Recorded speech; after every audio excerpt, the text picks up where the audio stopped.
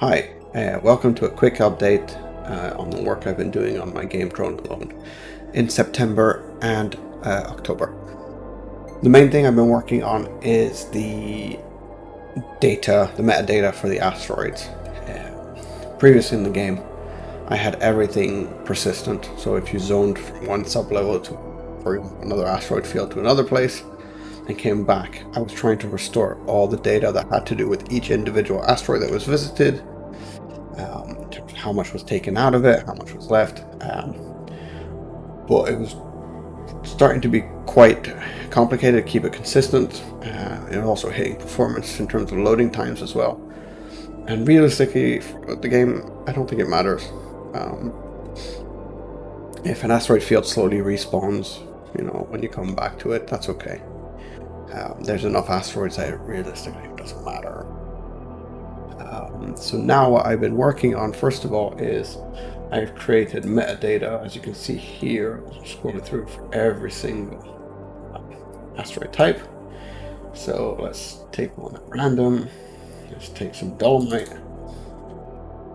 So this metadata will have information about the colors to be used, some information on materials to use, and also on the meshes to use for the asteroids themselves, and some other just item ID information as well.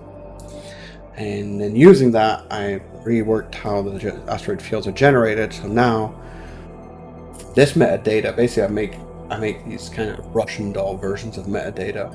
So from this metadata, I make groups of asteroid based on their main element. So let's say, for example, here we have carbon, and here you can see all the different asteroid types that have carbon as their main element. Then from there, I make a asteroid field type, which you can see here. So here there'll be like a name, how big the radius is, how many to spawn, and what types of groups I want inside, and a distribution curve basically for each type. What this allows me to do is I can make, let's say, for example, an asteroid field that's only made of carbon or only made of aluminum asteroids. Or I could also make a new group which would have only graphite in it, or only iron-based asteroids, things like that. So that gives me a little bit more flexibility. And it also means I can generate multiple asteroid fields per level as well, and kind of have, like, let's say on the far left side of a map, it would have mostly carbon, and the other side mostly iron, things like that. Or I can make pockets within bigger asteroid fields, let's say only aluminum, titanium asteroids. So this is just a demo level. As you can see, the meshes have changed a bit, and the performance is obviously better because I'm not trying to recreate, I'm not trying to maintain the consistency of the data. It just, everything's deterministically generated. As you come and go, these things will always generate the same, basically.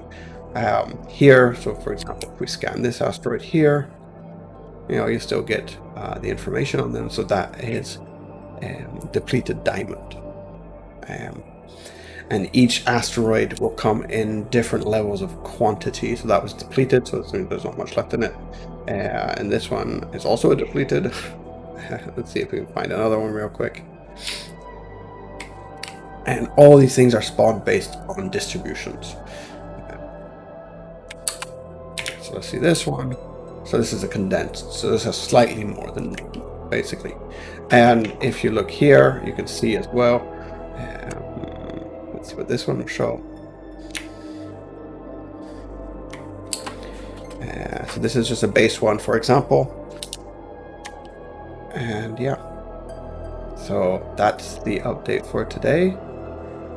And I have more information now that I've basically got the asteroid fields working the way I want. The next step will be to do mostly level design at this point.